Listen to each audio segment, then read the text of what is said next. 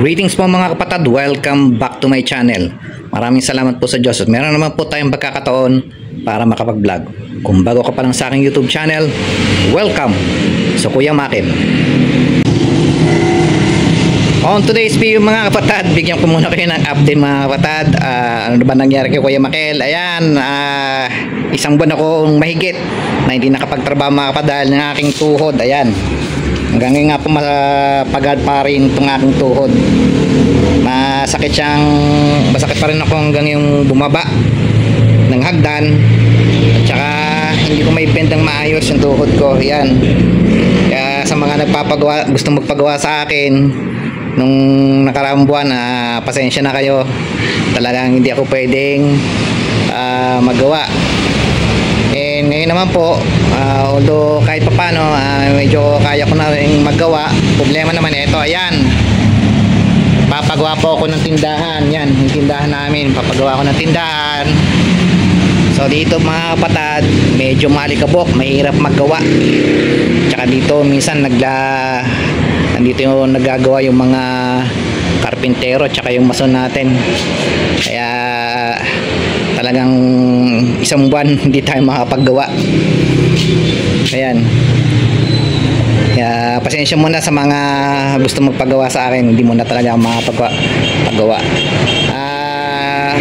Pagkong lahat, yung nga pala, mga sa 14,000 subscribers ko, maraming salamat. Maraming salamat po sa mga followers ko, yung mga nag-message sa sa Facebook.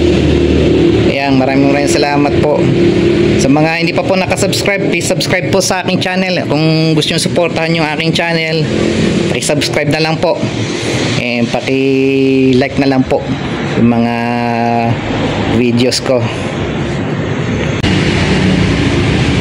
Sa mga kapatid po dyan na nais po na mag-DIY, yan, isi-share ko po sa inyo mga kapatid kung ano yung mga DIY tools na ginagamit ko. Yan, yung mga DIY tools ni Kuya Makil. Uno na po dyan yung ating vacuum gauge. Ayan mga kapatid, ito po yung isa sa mga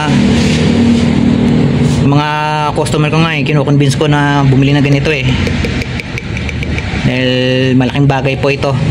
May totono ng maayos yung carburetor, pinapadali na yung trabaho pag meron kayong vacuum gauge. Tsaka accurate siya mga kapatid pagka naka vacuum gauge siya. Yan, mura lang naman po to, kaya sinasuggest ko na bumili kayo nito. Yan, yung ganito mga kapatid, ito tagal na sa akin to. Yan.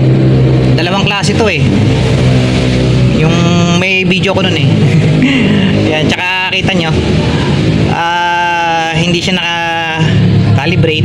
Yan, calibrate ko siya bukas. May video ko dyan kung paano ito i-calibrate. So malamang baka pag nabili nyo, bumili kayo na ganito, hindi naka-calibrate, calibrate nyo lang. Ayan. Yan.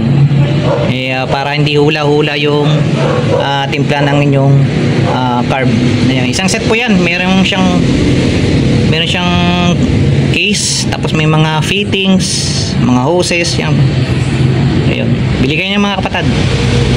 So, ayan, some frequently asked questions sa akin, saan ba kinakabit ito?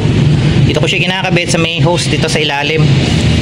Kung ito yung shaft, ito yung shaft ng shaft ng ating carb.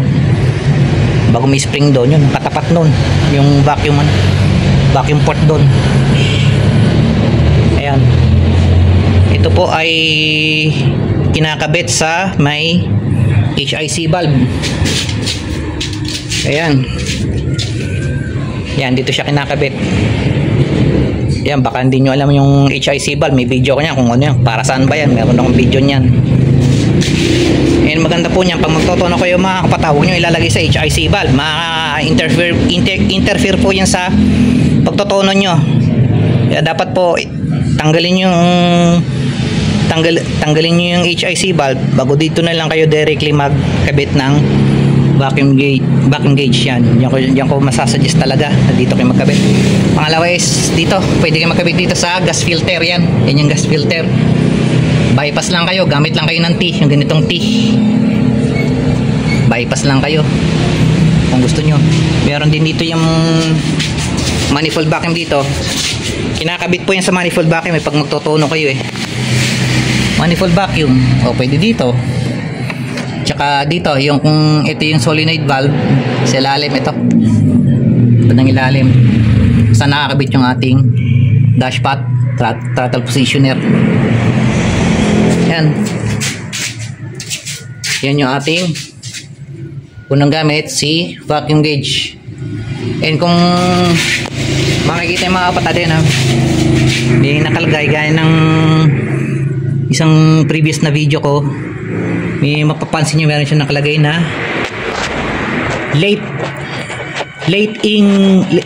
lating timing. Yan, lating timing. Isabihin late ang timing. Tapos normal motor. So ibig sabihin mga kapatid, pagka itong vacuum gauge natin, pwede nating gamitin sa pag-adjust ng ating distributor. Yan, distributor. Pag wala pa kayong timing light, pwede kayong magbase dito. Yan, dyan na lang muna kayo magbase. Pag magsiset kayo ng ignition timing, paubutin nyo sa green. Ayan, paubutin nyo sa green. Yan, depende na lang sa sa pihit minsan kasi ito kasi medyo mataas pa yung compression niya, kaya ganyan yung adjust niyan. Kaya ganyan po yung adjust niya, halos para naka-retard niya pero yan, naka 10 degrees yan. Yan, kaya yun. So kaya dapat talaga naka timing light. So yun, dahil nga usapang timing light next na natin, timing light. Ito yung maganda na mabili nyo sa susunod. Yan, kasi maganda talaga yung ating makina, ginagamitan ng timing light pag nagseset tayo ng ignition timing. Pag hindi makapag-provide yung mga mekaniko na ginagawa nyo ng timing light, maganda pa, mag-invest na lang kayo na lang din, bumili na kayo ng sarili nyong timing light, kayo na mag-timing para maitono nyo, may timing nyo ng maayos itong ating makina. Ayan, makikita nyo man kayo pag nag-invest kayo sa mga DIY tools na yan, malaki yung matitipid nyo rin. In the long run, papabawi nyo din yan, yung mga gamit na yan, sa tipid ng gasolina tsaka sa performance ng makina. Mababawi nyo lang din lahat yung mga DIY tools na yan. Ayan, maganda rin po mga kapatid kung hanap nyo po ay isang digital multimeter. Ito maganda yung ganito, yung Honda brand. Ayan, yung ganito, yung ganito mga kapatid kasi dalawa po yung klase Honda, yung Honda na tachometer multimeter o digital multimeter. Yung isa fake, may fake po nito. Yan, kaya may video ko nyon para malaman nyo kung ano yung fake, ano yung original. Maganda sana ganito yung mabiling nyo. Unfortunately yung ganito ko nasira na, kaya hanap na lang ako ng ibang klaseng multimeter. Yan, bumili ako ng ganito, kaya nga lang ito problema ko dito sa aning na multimeter na to, hindi accurate yung RPM nya. Yan, pero pwede naman siyang pang read ng mga in microfarads.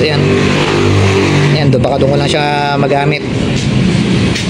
Ayan, kung multimeter maganda Honda, kaya lang ingat lang sa pagbili ng Honda multimeter. Ngayon dahil sa kalimitan nagagamit ko lang dito sa aking multimeter na Honda sa RPM, naisip ko bumili lang ako ng RPM gauge. Kaya yan, ito bumili ako ng ganitong klaseng RPM gauge, yung CN speed. Yan, ganito po yung niya, yung kanyang kahon. Tapos yan, meron kasama siyang yung panang wiring nya. Yan, okay naman to, halos sa nagko-correspond naman yung tunog ng makina sa RPM na to. O tingin ko accurate naman siya. Ang ginawa ko yan, pinagsama-sama ko na lang yung mga wire na ano ba to, red, white, and yellow. Yan, ito ko siya ilalagay sa positive ng battery. Tapos yung black sa ground, and then yung ating green, ito para dun sa RPM. Sa RPM, yung ang RPM natin, kinakabit po natin siya sa solid na black wire ng distributor. Yan, yung ating babawibayin, dalawa po yung ating wire ng distributor. Yan, dito sa main, dalawa yan, isang pure na black at isang black and orange or black and yellow. Yan, yan ang kulay nya. Dito tayo magkakabit ha, sa pure black. Yan, paanda rin ko para makita nyo. Okay. Ayan mga kapatid. Ayan. 800 RPM. So yan, sa tunog naman ng makina, 800 RPM nga. So tingin ko accurate naman siya itong RPM gauge na to. Kaya sa mga yan, kagaya ko na naka XL, yan maganda, masasuggest ko rin tong kung gusto nyo na meron sa inyong dashboard na may RPM gauge, yan pwede nyo ikabit ito. CN speed, mura lang to, wala pa atang 500 po ito purong mura lang yan. Ngayon po mga kapatid, i-share ko sa inyo yung mga tools na ginagamit ko sa pagkakalas at sa pagbubuo ng ating carb. Yan, meron po tayong dito, 2A carb na manual choke. Isa sa mga tools na ginagamit ko is itong tongs o forceps. Ayan. Pang surgical po ito ayan, yung ito ginagamit po ito pagka pag nagde-dressing kayo ng wound, ng sugat, lalagyan, kuha kayo ng bulak, ayan, ganyan. Ayan, maganda po ito kasi sa pagtatanggal ng mga lock. Ayan, yung mga locks. Ayan. Tsaka pag magkakabit kayo ng lock, ayan minsan nabuo nyo na yung tapos ito nalimutan yung ikabit itong lock na to. Nako, pag binalikan dyan mahirap. Kung meron kayo nito, ayan, ganda siyang pantanggal ng mga locks. Ayan, ito yung maganda na meron kayo at napakaganda ito, kaya isa ito sa maganda na mabili nyo. Meron po kasing isa sa pinakamahirap na pyesa sa ating carb na kung wala kayo nito, mahihirapan kayong magbalik ng pyesa na yun, lock. Ang sinasabi ko yung lock dito sa ilalim nito. Yan, sa ilalim po ng plunger, meron po yung valve. Ito po. Sa ilalim po ng ating plunger, yan, meron po siyang spring. Yan, spring. O yan, magandang pantanggal ng spring, yung ating forceps. Yan. And ito yung sinasabi ko sa inyo na pinakamahirap na part ng ating carb. Ayan. Ewan kung makita nyo. Try nga natin i-magnify. Ayan yung letter E o letter G na clamp. Ayan. Yan kasi ang clamp na yan, lock po siya ng ating ball valve. Ayan. Na ating ball valve, yung bulitas. Yan, siya yung nag-hold. Yan. Pag magtatanggal kayo mga kapatid nito, tandaan nyo mga kapatid wag na wag nyo tatanggalin yan kung wala kayo nito. Nako, sinasabi ko sa inyo, madaling magtanggal yan. Pwedeng tanggalin matanggal ng yan yung, pero ganito na long nose na maliit lang ba, tatanggal mo yan. Ayan ito maganda rin pantanggal. Ang tanong yung pagbabalik nito, yan, pagbabalik niya, ito yung magandang pambalik itong nito, lock na to, E-clamp o G-clamp po at tatawag dito. Yan, ito yung pinakamahirap. Yan, kaya pag wala kayong pantanggal, wala kayong ganitong tool, Huwag nyo nang pakialaman to. Huwag nyo nang pakialaman yan. Mahihirapan lang kayo.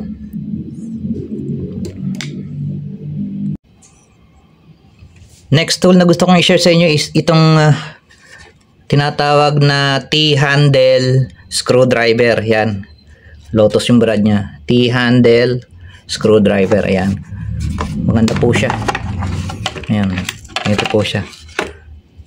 O, yan. Pwede nyong balahan yan na ngayon. Mga bits. Tsaka meron siyang mga 8mm 8mm na yan, ratchet. Babalan nyo. Yan, nalagyan nyo siyang ganyan. Adapter. Tapos, yan, try natin magtanggal. To 12. Yan, ganyan. Maganda siyang pantanggal ng carburetor. Yan lang.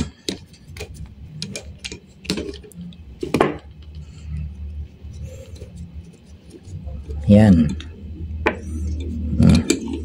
Pagtatanggal naman tayo ng air horn. Tatanggal tayo. Ito naman. Ito naman yung ibabala mo. Yan, ganyan.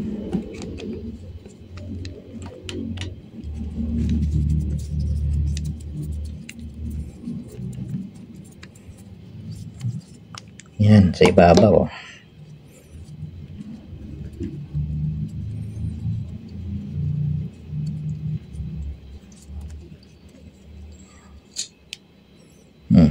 Tsaka maganda to pagka maghihigpit ka, may puwersa ka. Paghihigpitan mo na itong mga screws. Yan. Eh, ganda yung ano niya. Kaya gustong gusto ko itong T-handle screwdriver. Ito po yung madalas din po na tinatanong po sa akin, ano daw po yung pantanggal ko ng power valve. Yan. Ito rin po yung gamit ko, mga kapatid. Itong ating T-handle screwdriver. Yan, balitang babalaan nyo siya na adapter, lalagyan nyo siya ng 9mm. Ayan. Yan na ratchet na socket. Ayan. Ayan. Di ba? Yung pantanggal natin. Ayan. Tsaka pag kakabit.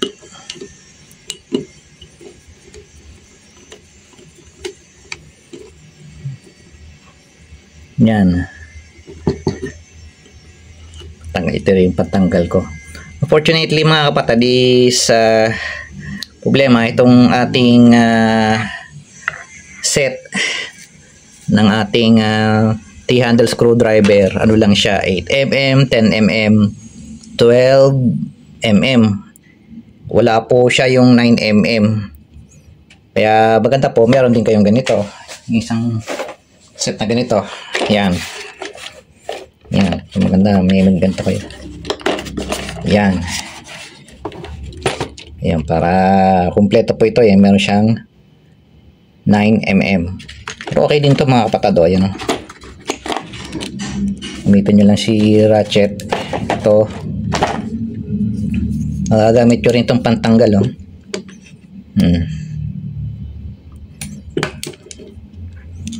Yan. Tatanggal nyo rin siya. So, ayusin natin yung camera. Ayan. Pwede. Yan, 9mm.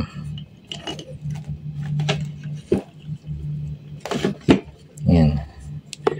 Yung maganda meron din kayong ganito.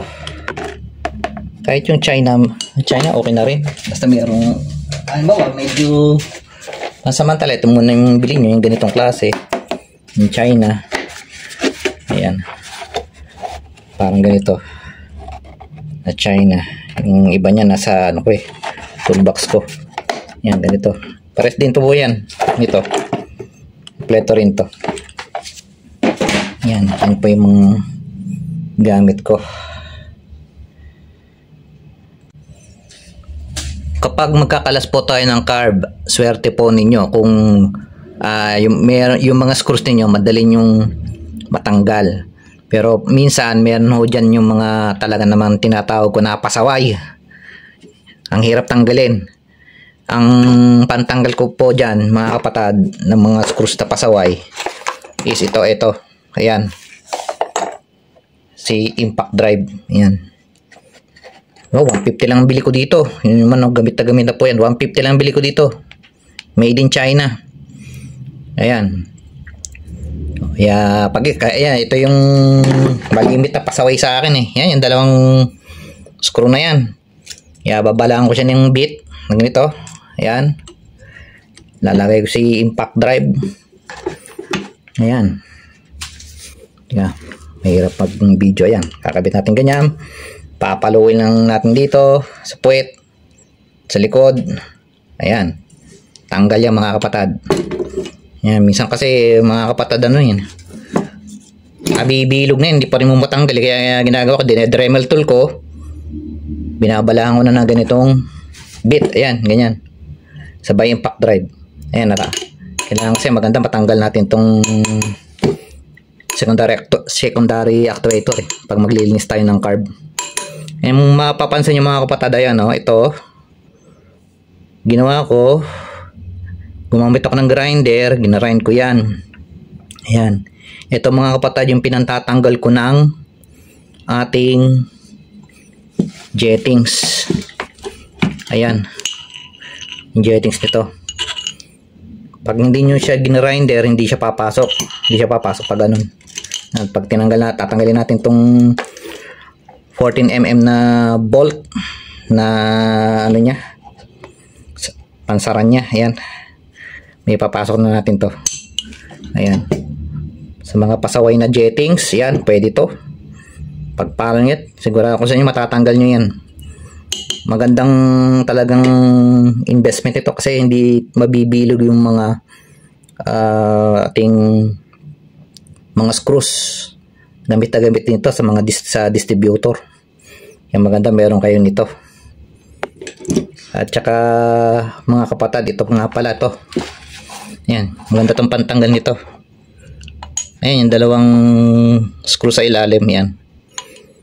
And pag hinihigpitan ko, ini-impact drive ko rin yan. Para sigurado tayo na walang leak dito. In between ng ating throttle body at ng ating float bowl.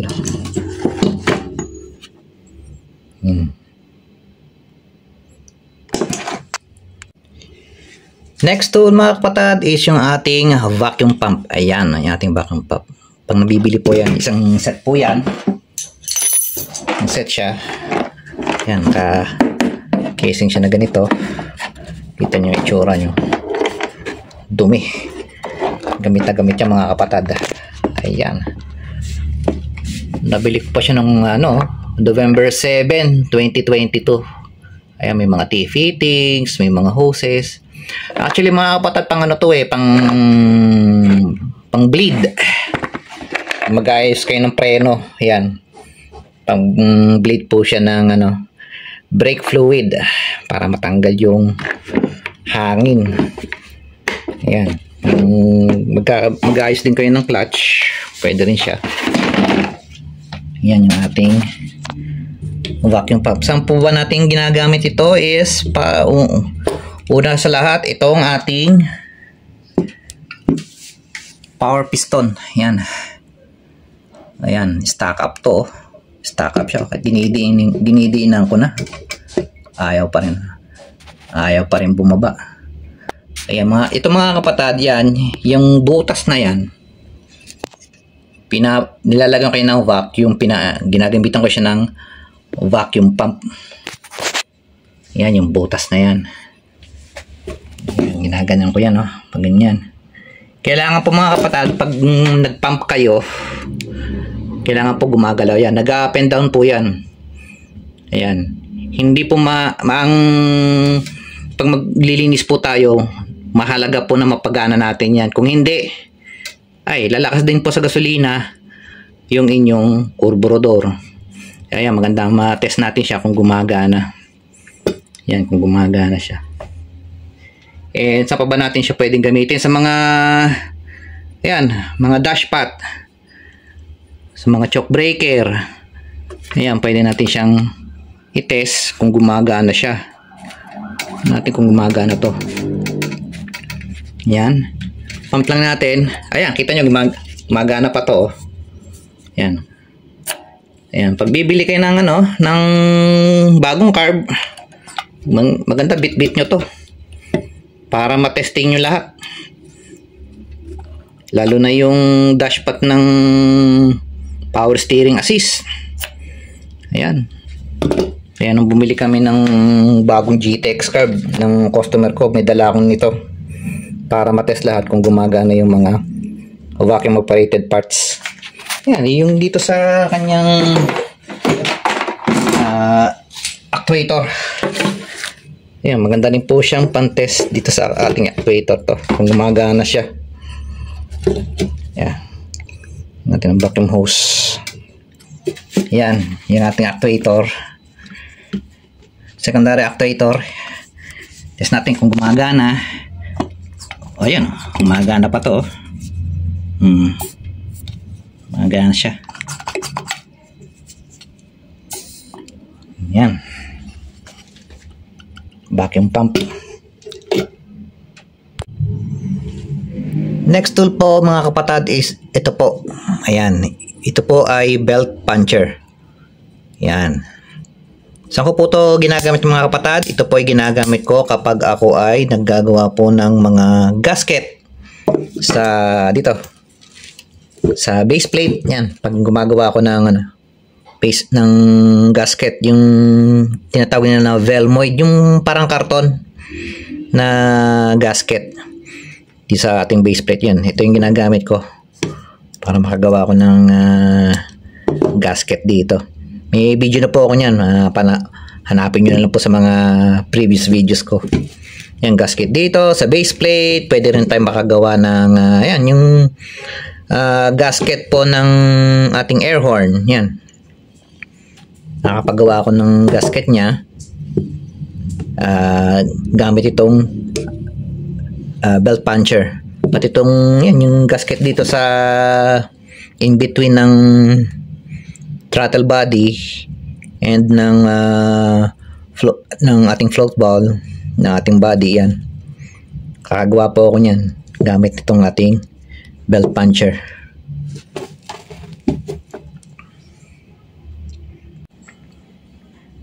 At ito naman po yung mga ginagamit ko na tools sa pagbabaklas at pagbubuo ng distributor.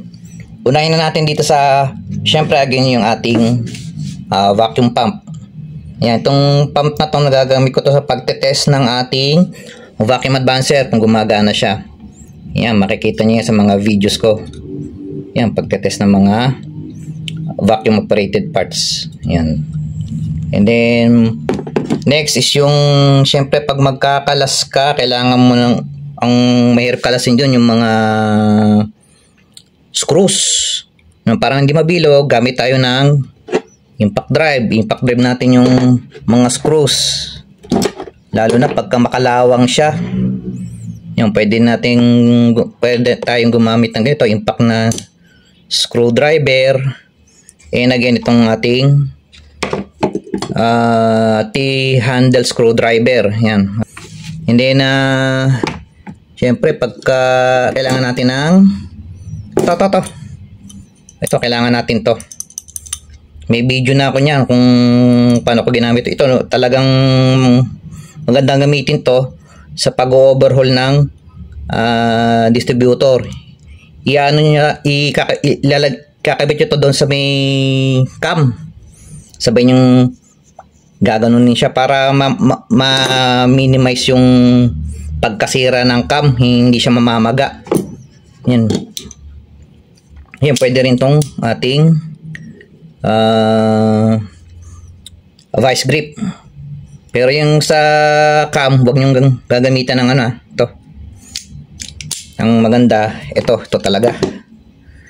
Hindi siya by experience, hindi siya nakakasira ng ating cam, yung cam ng ating distributor. And then, pag nagkalas na tayo, ito, pantanggal ng C-clamp. Yan, kailangan yan. Kailangan nyo po ito mga kapatid. Pag wala kayo nito, hindi nyo makakalas yun. Mahirap. Mahirap gumamit ng ganito na long nose. And then, ano pa ba eh? Ito naman, mga pliers yan. Long nose. Pag nagwa-wiring, ito, gagamit natin siya. And then, ito mahalaga to, meron kayong ganito. Yan. Ito naman pong ganitong pliers, ginagamit ko to sa pagkakalas ng mga springs. Pagkakalasin nyo yung spring, ito po yung ginagamit ko. At kapag nagkaroon po ng oil leak ang ating distributor at kailangan nating magpalit ng oil seal, kailangan po nating kalasin itong gear. Yan, yung gear na yan. Kailangan nating kalasin yan. Yan, meron yung pin dito. Ayan. May pin yan dito. And tandaan nyo, bago kayo magkalas nyan, tandaan nyo yung position ng mga parts.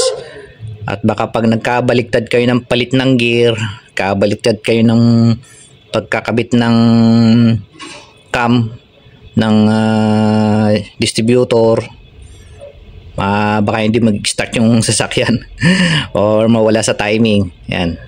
O yung meron akong pantanggal yan. Pakita ko sa inyo.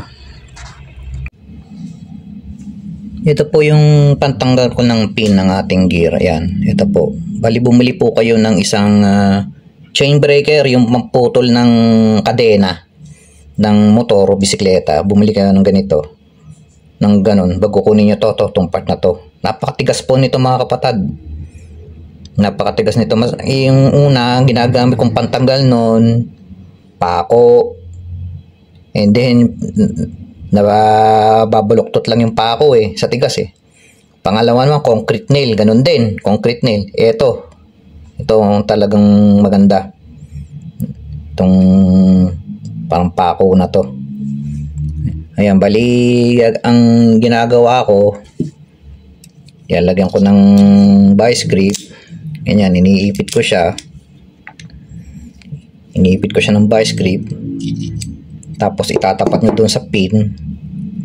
Tapos sa kabila, syempre pag pinalo nyo yan, kailangan may sasalo ng impact. Bali, kailangan nyo ng sa kabilang side ng ating gear, kailangan meron kayong 8mm na ganito. Meron akong ganito. Ito maliit ito Maganda po yung mahaba, yung ganito. Kasi mo ito 11mm ito. Yung ganito na 8mm. Ayan. Parang ganyan ang itsura nun Kaya lang hindi ko makita. Ayan, ganyan. Bali, yun. Yung sasalo ng pin ito. Ayan. Ito yung bali, ipapatong nyo sa maganda sa sa bakal. Maganda sa bakal nyo papatong na gano'n yun. Parang ganyan na mangyayari nun. Yan pa ganyan. Tapos papaluin nyo siya. Ganyan. Papaluin nyo siya. Yan, para matanggal nyo yung pin. And ayun, gano'n din. Pagka ibabalik nyo na yung pin, papaluin nyo lang ulit pabalik yung pin. Tapos pag medyo nakaangat pa yung ulo nya, eto gamitin nyo. Yun, ilubog nyo lang ng tama yung pin. Eto, di ko pa natatry kung tingin ko po pwede to. Ayan, di ko pa nga lang natatry to pero palagay ko po pwede to Ayan. Magiging problema na lang siguro yung nga lang. Problema nito maigsi lang. Tingnan nito. Pero tingin ko po pwede to. Yan. Dito muna gamitin nyo. Then pagka medyo nandito na, nakalubog-lubog na, ito na yung isunod nyo. Para mapaluwa nyo yung pin. And yun nga palang gear, mga kapatid, base sa experience ko, huwag nyong iipitan ng vice grip at masisira yung gear. Nako, yung pwersa kasi nito, pag nakakasira ng gear parang mas maigi pa ata yung vice. Yan, yung ganitong vice. Pero marerecommend ko kung gusto niyo nang hugutin yung cam, igato nyo yung mismong distributor. Makikita nyo po yan sa mga video ko. Ginagato ko mismo sa makina. Ilalagay ko ulit yung distributor housing sa makina. Lalagyan ko ng 12 na bolt. O ganyan ko na yung cam hanggang sa mabunot ko siya. Huwag yung gagawin yung ganyan. Iipitan nyo yung yung gear nito. Sabay gaganyan ninyo. Baka ay siguro pwede, kaya lang ingatan nyo. Pero sa experience ko yun, nakakasira ng gear yun, itong vice grip. Ayan.